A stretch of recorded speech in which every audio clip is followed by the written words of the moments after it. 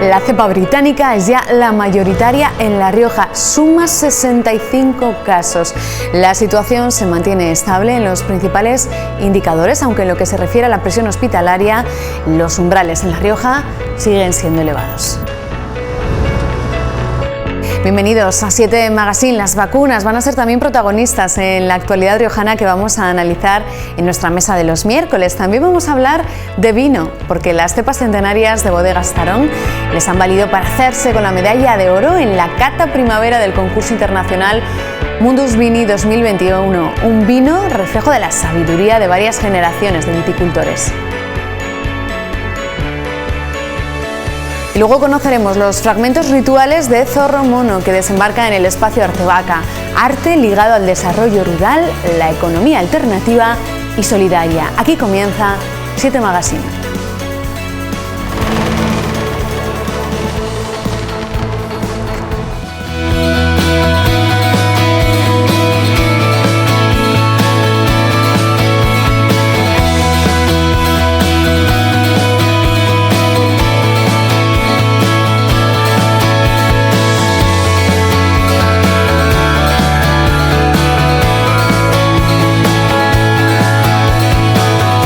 Comienza nuestro 7 Magazine de este miércoles, jornada en la que tenemos novedades, sin duda en lo relacionado con el COVID. Vamos a analizarlas en nuestra mesa de actualidad junto a nuestros invitados, junto a Juan Nieto. Hola, Juan.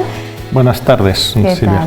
Bienvenido, y con Inés Lozano. Hola, Inés. Hola, ¿qué buenas tal? tardes. Bueno, pues lo ha dicho la consejera de Salud. Parece que la cepa británica es la mayoritaria, es decir, que estas nuevas cepas cuando desembarcan con fuerza y desde luego es imposible ponerle puertas o freno a que se expandan. Sí, efectivamente, parece que llegan, arrasan y no hay nadie se les pone por delante. Es preocupante porque cada vez que hay una nueva cepa descubrimos que tenemos la cepa una vez está ya dentro del país y ya ha iniciado su andadura, digamos, de infección. Por lo tanto, es difícil controlar la entrada de nuevas cepas que no sabemos si desde un principio existen o no. Y sobre todo lo que dicen los expertos, el poder de contagio. Avisaban de la contagiosidad de este tipo de cepas y obviamente no se equivocan. Bueno, efectivamente parece que es un fenómeno normal el que este tipo de virus muten. Lo que creo que sería una buena idea es que empecemos a aprender y a intentar localizarlas y detectarlas, y en este caso intentar tomar medidas de control, porque bueno, deberíamos ir aprendiendo. Entonces, por lo menos parece que en las últimas veces ya los responsables no van diciendo lo de van a ser 1 o 2, sino que es un poco más prudente y habría que pasar al siguiente nivel, que es eso, es cómo podemos hacer para intentar controlarlas en la medida de lo posible. Claro, porque ahí está la situación de que hay turistas que están llegando a nuestro país, provenientes de Gran Bretaña o de Alemania, de otros países de Europa, que sí están entrando a España. Sí, bueno, lo del confinamiento comunitario y la apertura de fronteras internacional es uno de esos fenómenos inexplicables a las que, por desgracia, nuestros políticos nos someten. Yo creo que nadie le encuentra explicación y deberían ser un poco más serios con esto. Vamos a escuchar lo que ha dicho la consejera de Salud, Sara Alba, porque, bueno, entre otras de las novedades, o no novedades precisamente, es que La Rioja, nuestra comunidad, continúa en el nivel 3 de ese semáforo COVID. Esto es lo que decía la consejera. Medidas según indicadores. No hay novedad en este sentido en cuanto a las medidas anti-COVID, ya que hay que esperar un tiempo prudencial para conocer si la flexibilización de las medidas asociadas tiene consecuencias negativas en la contención de la pandemia. El Consejo de Gobierno ha aprobado esta mañana una modificación del plan de medidas según indicadores, en el cual se armoniza el texto respecto a los aforos y los entornos de los niveles y los riesgos, sin necesidad de afectar al nivel 3 en el que nos encontramos. Se equipara, como bien nos preguntaba ahora, se equipara el aforo interior a ambas actividades y se publicará esta corrección en el Boletín Oficial de La Rioja mañana mismo y entrará en vigor inmediatamente. Esta equiparación es, como les decía, del 50% en el interior. Pues el tema de los aforos, ¿no? Comercios, peluquerías que se asemejan y están al 50% dentro de esos aforos, y el semáforo 3, que no nos movemos, Inés. No sé si la buena noticia es que tampoco nos movemos hacia arriba, volvemos al 4, o las ganas que tenemos de seguir descendiendo. No lo sé. Realmente, evidentemente, es algo muy bueno que no estemos yendo a peor, pero el hecho de que tampoco vayamos a mejor quiere decir que lo que hemos andado gracias al confinamiento, digamos, que había, y al cierre de pues hostelería, la reducción de nuestra actividad social en general, se ha visto, digamos, parada en cierto modo. Claro que si atendemos a las necesidades emocionales y psicológicas de las personas que también necesitan pues mantener su negocio o poder ver a otras personas, llevar una vida lo más cercana posible a esa normalidad que tanto ansiamos, en cierto modo también son buenas noticias, ¿no? Parece que se está conteniendo, ¿no? Que esos datos continúan estables. Bueno, eso es la buena tendencia. Hoy de nuevo sin fallecidos, esa sin duda la mejor de las noticias, la que más nos gusta dar, y continúan estables esos datos, Juan. Efectivamente, digamos que la cifra siempre grave es la de los muertos, que no nos acostumbremos a eso, o que, bueno, yo mismo de repente he dicho, qué pocos, 100 y pico. Bueno, es, pues no sé, un accidente terrible. En cuanto a las cifras, yo todo lo que no sea mejorar, creo que es empeorar. Entonces, creo que habría que ser un poco más valiente, y si estamos y llevamos, porque lo miro todos los días, ¿no? 71, 60, no sé qué, tal, no lo sé. A mí mi intuición me dice que si las otras veces ha ido para arriba, ¿por qué no intentamos ajustar un poco más en el nivel intermedio? Es decir, es una situación perfecta para decir, oye, pues y si reducimos un poco no sé qué, o vamos a ampliar las terrazas. Es decir, esas medidas concretas que nos permitan decir, oye, pues mira, este factor resulta que sí que es más determinante, vamos a mejorar estas otras cosas. Esta es, y para eso con las grandes subidas y con las grandes bajadas, hay que disparar con salvas, y creo que ahora serían buenos momentos para ver cómo podemos romper este techo, o este suelo hacia abajo, y no dar por hecho que tiene que volver para arriba, porque es que la situación en la UCI no ha bajado prácticamente, y esa es la que luego nos lleva a la otra cifra. Entonces, en estos momentos de estabilidad, probemos cosas para mejorarla. Bueno, otro de los temas con el que abríamos esta tertulia es el tema de la cepa británica. Desde luego, no sé si os ha alarmado o no este dato, eso nos lo he preguntado, pero desde luego el poder y la contagiosidad de este tipo de cepas, pues no hay que ponerlas en cuestión. Esto es lo que te decía la consejera Alba al respecto. Y ahora mismo la tendencia que más preocupa al equipo de vigilancia epidemiológica es la rápida propagación de las nuevas variantes del coronavirus, ya que todavía no tenemos certeza científica sobre su comportamiento. Muy especialmente la denominada variante británica, de la que se han confirmado en La Rioja 65 casos de un total de 166 muestras sospechosas. Son casi un 60% de los casos sospechosos en la última semana. La presencia de esta variante británica está ocupando cada vez un mayor hueco y es la mayoritaria en La Rioja. Hablaba Inés, la consejera decía la palabra preocupación, lo ha dicho claro al principio de su intervención. Sí, evidentemente es preocupante que tengamos una cepa extranjera y que digamos, ya hemos oído hablar de la cepa británica, no es la primera vez que oímos hablar de la cepa británica, y uno pensaría, no, hemos conseguido frenar en cierto modo la expansión de esta cepa, pero los datos apuntan a que no es así, a que la cepa británica sigue contagiando más, sigue teniendo una mayor ratio de infección entre adultos de todas las edades, y que además en muchos casos es más letal que otras cepas. Tenemos suerte de no haber sido receptores también de otro tipo de cepas pero existen también, en nuestro caso la preocupante es la británica, y es importantísimo que tengamos los ojos, vamos, bien fijados en poder detectar todos estos casos cuanto antes, porque es que va más rápido de lo que vamos nosotros. Yo creo que si algo hemos aprendido también en este tiempo es que si tenemos la británica, pues si no tenemos las otras, que tampoco se ha descartado, Sí. Pues las tendremos en unas semanas, ¿no? Lo que parece irreal y lo que lo hemos visto a lo largo de este tiempo es que no podemos pensar que en La Rioja estamos perimetrados de una manera que perimetramos al virus, ¿no? De ninguna de las maneras, ni en ninguna de las cepas.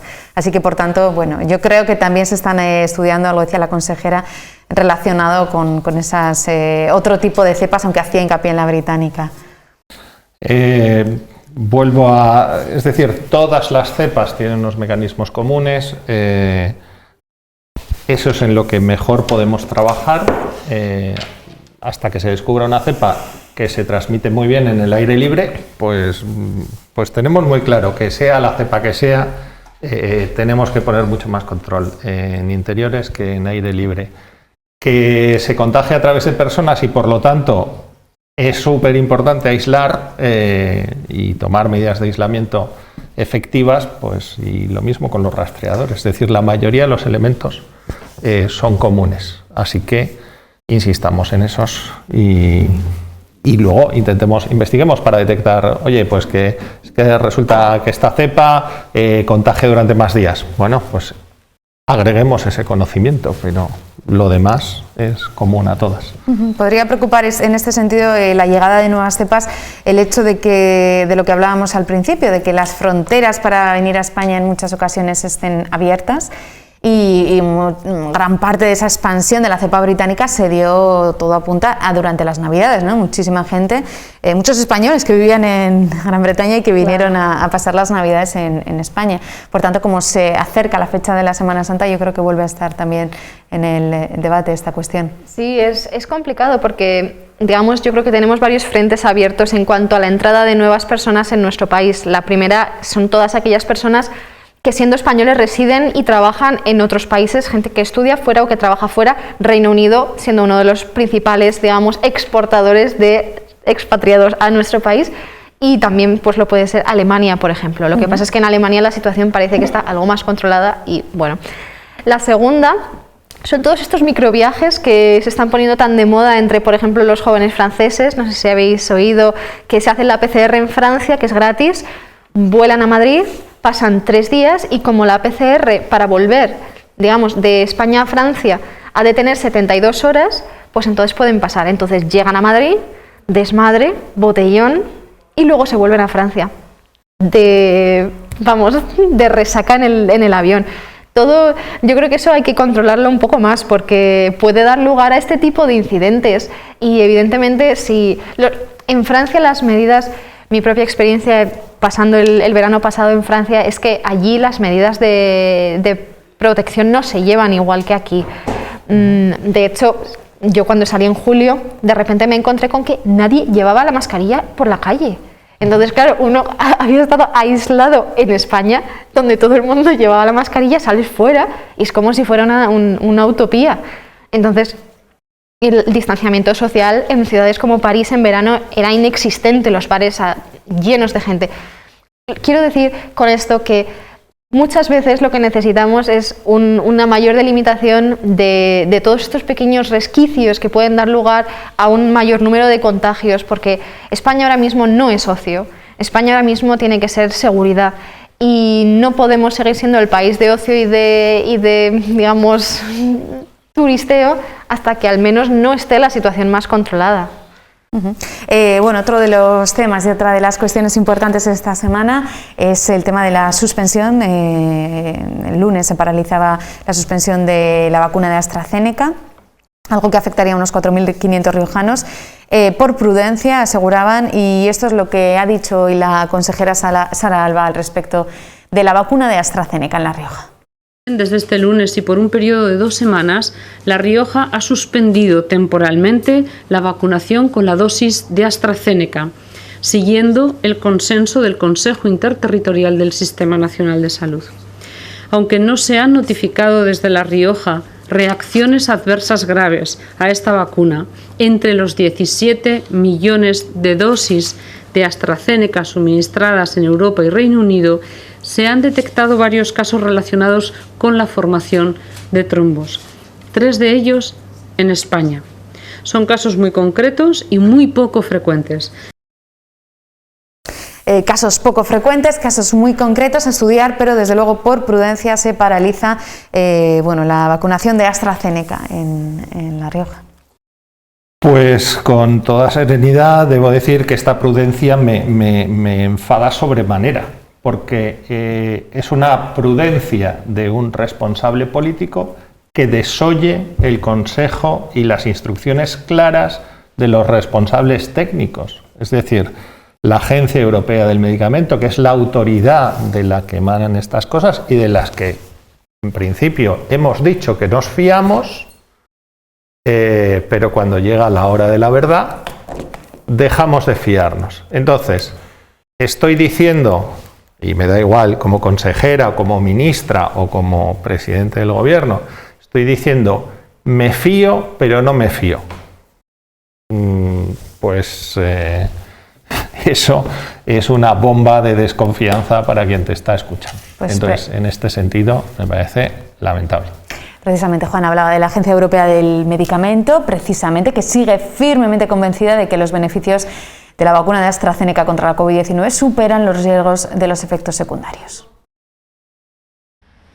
La Agencia Europea del Medicamento sigue firmemente convencida de que los beneficios de la vacuna de AstraZeneca contra el COVID-19 superan a los riesgos de efectos secundarios y por el momento no ha encontrado indicios que demuestren que los casos de trombosis registrados en personas que han recibido esta vacuna estén relacionados con su administración. And our role at the EMA is to evaluate these to make sure that any suspected adverse reactions are rapidly investigated so we can figure out, is this a real side effect to the vaccine or is it a coincidence? La EMA llegará a una conclusión al respecto este jueves, pero Cook ha repetido el mensaje que la institución ha trasladado ya en varias ocasiones desde que la semana pasada varios países informaran sobre casos de trombosis en personas vacunadas previamente con esta vacuna.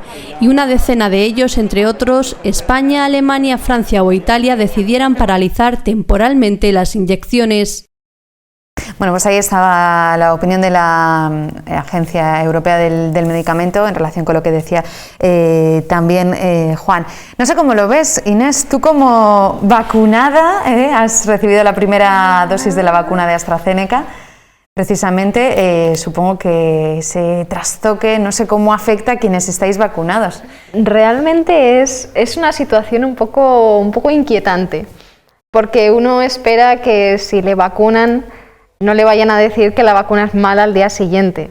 Mala, generalizando, evidentemente peligrosa. Para aquellas personas que han sido vacunadas con la primera dosis, el riesgo de no tener una segunda dosis que complete la primera dosis que además tiene unos efectos secundarios pues bastante cañeros, es, digamos, ya un índice de preocupación alto. Te dicen, sí, puede que haya una alternativa en caso de que, pero el hecho de poner en duda todas estas cosas te deja una inquietud en el cuerpo que dices, jolín. Es cierto también que lo que dice Emma Cook de la Agencia Europea del Medicamento es lo que yo he explorado por mi propio interés en el tema, de que no han establecido si realmente esos casos de trombosis están correlacionados con la vacuna. Entonces empezaron Noruega y Dinamarca, no, nosotros quitamos AstraZeneca, sigue Francia, sigue Alemania, sigue España. Entonces ha habido un efecto dominó en el que todo el mundo ha empezado a sospechar de todo el mundo. Y realmente si miramos la ratio de casos en Pfizer o en Moderna y en AstraZeneca, no varían tanto. Lo que pasa es que en AstraZeneca los vemos a las horas y en Pfizer y en Moderna los vemos pasado un mes. Porque la dosis veamos, si AstraZeneca lo que hace es que te mete la proteína espiga directamente en el cuerpo, y las otras lo que hacen es que estimulan la creación de esta sustancia, pues los efectos van a ir más orientados hacia la segunda dosis que no hacia la primera. Son diferentes mecanismos de reacción y de vacunación. Entonces, ¿realmente existe este peligro? pues seguramente todas las vacunas tienen un riesgo, como siempre. Pero el escándalo político, sanitario que se crea, genera en la población que se siente vulnerable, porque la gente de a pie no sabemos nada de la vacuna. Sabemos lo que nos dicen los medios, lo que leemos en Internet. Entonces, ese vaivén emocional, ese vaivén de no sentirte, jolín, ¿y qué me estarán poniendo a mí? Es que eso es lo que de verdad te deja con la incertidumbre. Claro, es cierto que desde los medios de comunicación y la sociedad en general, cuando ponemos la lupa sobre algo ya solo nos fijamos en AstraZeneca. Parece que hemos dejado pasar el resto de las vacunas de las otras farmacéuticas y ahora solo estamos pendientes de qué pasa con AstraZeneca. Efectivamente, pero esto que es una reacción absolutamente humana, que uno se crea el centro del universo y que crea que todo conspira contra él, esto es algo muy humano. Pero elegimos gobiernos y tenemos un sistema para que, en la medida de lo posible, nos proteja y nos defienda de esto. Entonces, repito, lo que Inés ha hablado de su caso, pero mi mujer estaba a punto de vacunarse el jueves. Ella ya traía sus miedos de casa, quiero decir, y repito, son algo hasta saludable, pero le pasó con una compañera, la habían vacunado el sábado. Ahora está más preocupada porque también ha tenido síntomas secundarios y ha dicho, hombre, yo me lo tuve que, o sea, digamos que sufrí mucho en el previo de, ostras, me pasará, no me pasará, pero una vez que yo ya he hecho mi ejercicio de hacerme mayor, hacerme responsable, confiar en las autoridades, al día siguiente las autoridades me fallan. Ahora no. Entonces, bueno, pues tenemos que aprender de estas cosas. Yo, desde luego, lo que pondría es una lista y diría, pues el que se quiera, que se vacune antes, y estoy seguro de que habría enormes colas para vacunarnos de AstraZeneca. Yo, desde luego, con las informaciones que hay, no lo dudaría, aunque tampoco me gustan los pinchazos, pero vamos, lo tengo clarísimo. Lo que está claro es que paraliza el ritmo de vacunación, que si parece que habíamos cogido algo de carrerilla, es cierto que paraliza esta cuestión 15 días. Es cierto que las vacunas están, que es una de las partes stopper que paralizaban, entonces estando las vacunas, parece que luego si se retoma y se vuelve, se toma la decisión de vacunar, al menos esas vacunas, ¿no? Esas dosis las tendríamos. Vamos a ver cómo evoluciona. Mientras Bruselas y Pfizer han adelantado a este segundo trimestre la entrega de 10 millones de dosis, así que el ritmo de vacunación, a pesar de este tipo de noticias y titulares que desde luego son tremendamente importantes, bueno, parece que continúa. Otra realidad en la que nos hemos fijado en esta semana en la que se cumple, bueno, pues un año del estado de alarma, es en los colegios, en los colegios rurales. Ahora vamos a hablar sobre ellos, pero no me resisto a preguntaros cómo recordáis, no sé si vosotros sois de los de esa fecha del 15 de marzo de 2020, ¿dónde estaba cuando se decretó el estado de alarma, Juan? Pues cuando empecé a ver reportajes, lo primero dije, pues ya hace un año, y lo segundo es, pues no me acuerdo, honestamente. No lo tienes tan... Luego he hecho el ejercicio, pero bueno, hablándolo, es como el partido del siglo o la boda del siglo, ¿vale? En este caso digamos que sí que es un evento importante, pero al final lo vamos normalizando, es decir, al final tendrá más importancia para nosotros, pues eso, el primer día de cole o el día que nos casamos que el día que nos encerraron en casa. Pero en los libros de historia sin duda va a estar, Inés. Es que se lo decía el otro día, tengo un primo adolescente y yo le decía, ¿ves esto? Cuando tus hijos estén en el colegio, habrá digamos, ya no llegará hasta el tema 16, transición a la democracia, sino que ya habrá que abrir un nuevo capítulo. Y pobres los de la selectividad, que van a tener que estudiar mucho más, porque parece que la historia se va construyendo a medida que hay cosas que ocurren y que se revalorizan y se consideran relevantes.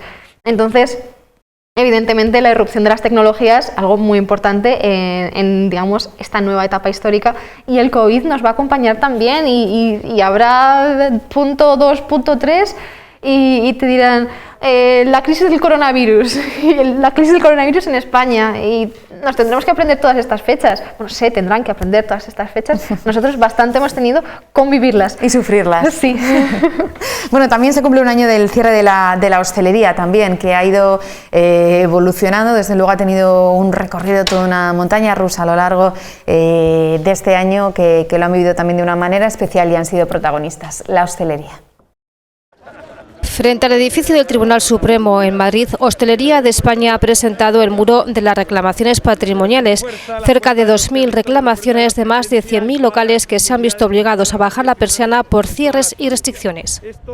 Por lo tanto, vamos a seguir reivindicando que tenemos derecho a ser compensados y que vamos a seguir insistiendo a toda la hostelería para que estas reclamaciones sean miles y que correspondan a la situación real de daño económico, de ruina a la que nos han llevado.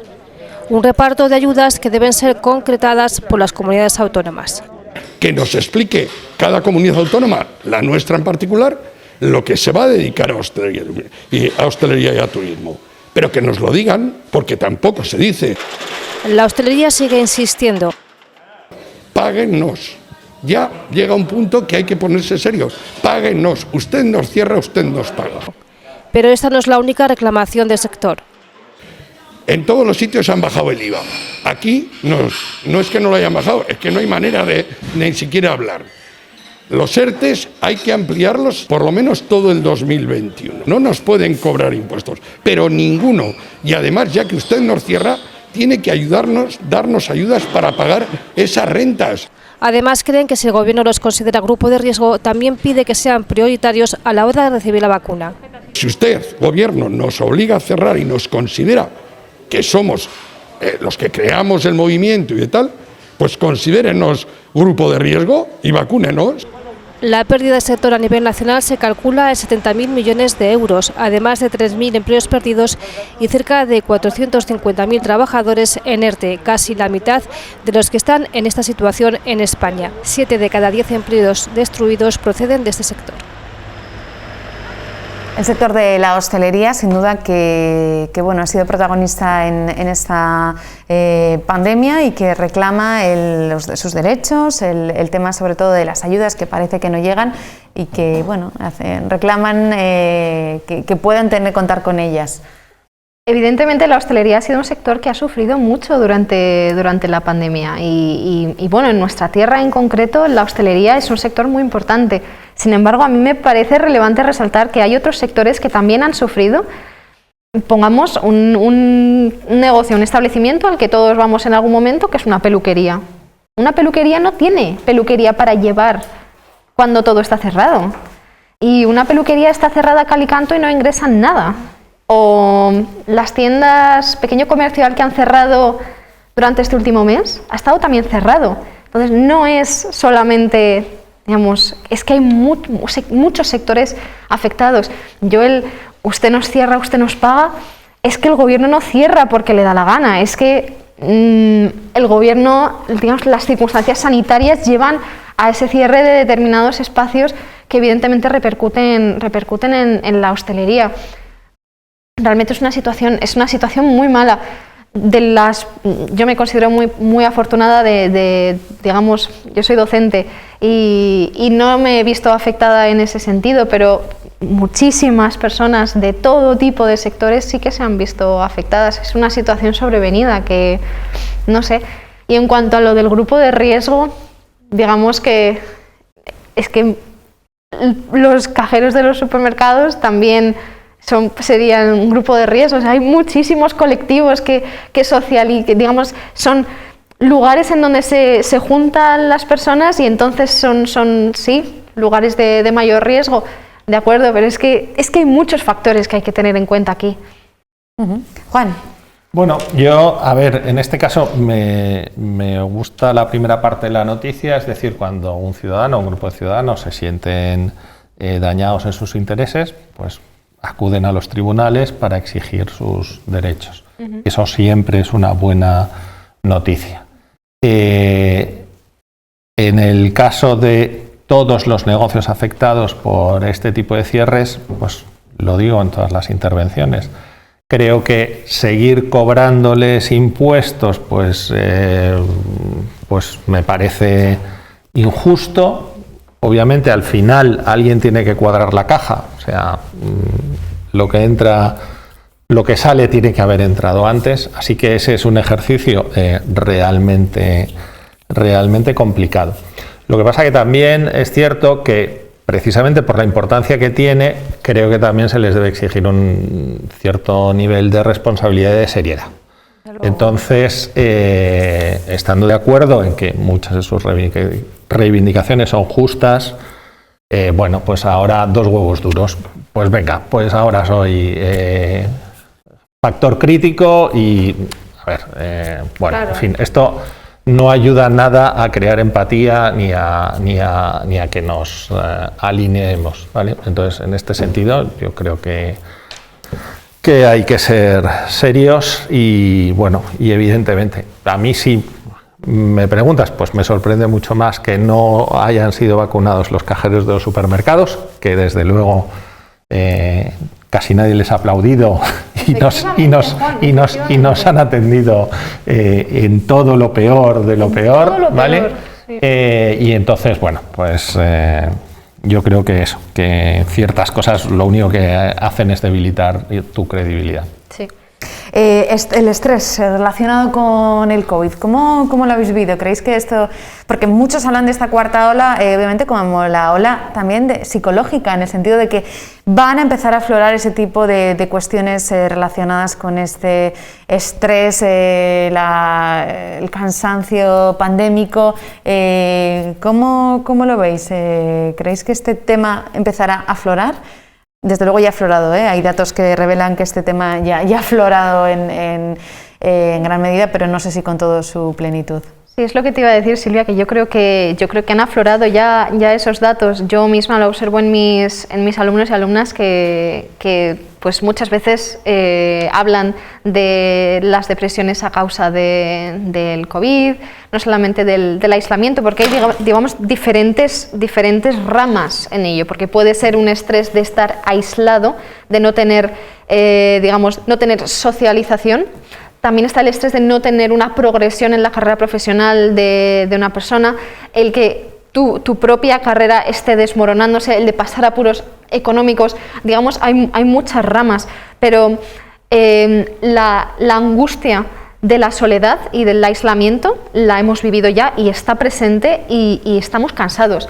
Ahora lo único que estamos esperando, yo creo, es a ver cuánto podemos aguantar, porque hay gente que tenía negocios o tiene negocios que están ya cada vez, quedan menos euros en la hucha, cuánto pueden aguantar.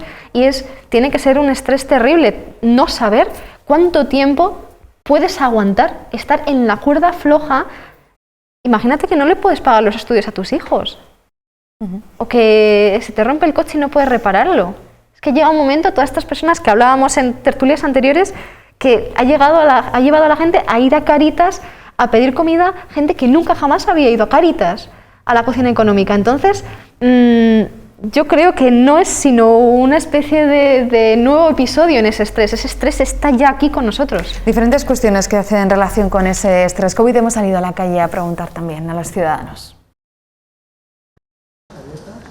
Los largos meses de pandemia pasan factura a nuestros profesionales sanitarios. Así lo muestran los datos de una encuesta que ha realizado el Sindicato de Enfermería SASE a nivel nacional. De este modo crece en 13 puntos el porcentaje de sanitarios que sufren el síndrome de profesional quemado. Es uno de los que más se ha incrementado los datos de esa percepción que tienen las propias enfermeras de su situación personal.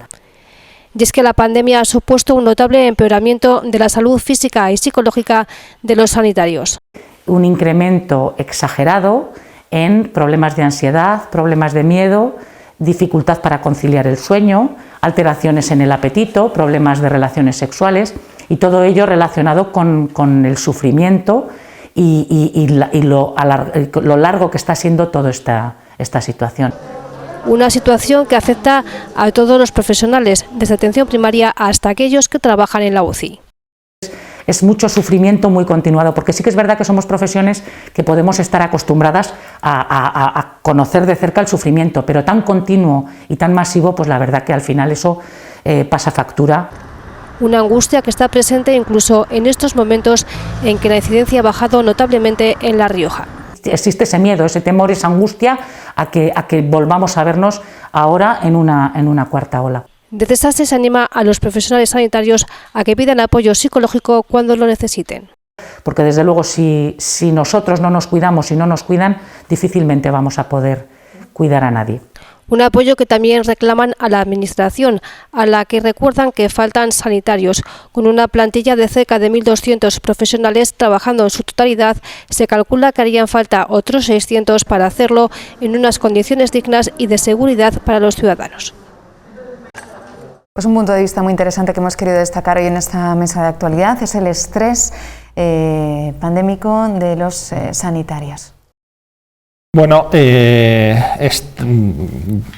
estrés ha sido bestial para todos, pues aunque no soy capaz de ponerme en su piel, pues imagino que para los profesionales sanitarios pues infinito más, ¿vale? Entonces, en este caso sí que es cierto que aunque tenemos un sistema sanitario, pues que todo el mundo dice que es de los mejores del mundo, en la parte de la salud psicológica, pues estamos muy alineados con nuestra cultura histórica, de que eso es el loquero y que está bastante estigmatizado, ¿vale? Que esto es de gente rara o de gente débil o de argentinos que se psicoanalizan, ¿vale? Y no, es un tema muy serio, que además es un tema muy oculto. De hecho, casualidad, justo antes de venir he visto que en el Congreso de los Diputados se ha hablado del tema de la salud psicológica y de el índice de suicidios que hay en España y, bueno, y un poco la situación de desatención general que existe en este tema. Y es un tema especialmente tremendo, ¿vale? Que como tenemos otras cosas más urgentes, no nos estamos ocupando de algo que es súper importante. Así que como tampoco se puede arreglar todo, no se puede hacer todo, sí que sería muy deseable que al menos a los que nos están cuidando, pues intentemos poner los medios para cuidarlos. Cuidar a quien nos cuidan, desde luego que puede ser un buen cierre para esta mesa de actualidad, para esta tertulia de este miércoles. Hace un año estábamos aludiendo a los sanitarios, pero desde luego un año después se necesitan mucho más que aplausos, está claro. Juan Nieto, un placer que hayas estado hoy con nosotros. Gracias, Silvia. Inés Lozano, gracias. Gracias, Silvia. Ahora vamos a hacer una pequeña pausa y a la vuelta vamos a hablar de vinos, de cepas centenarias, así que no se lo pierdan ni se muevan, llega ya 7 Magazine.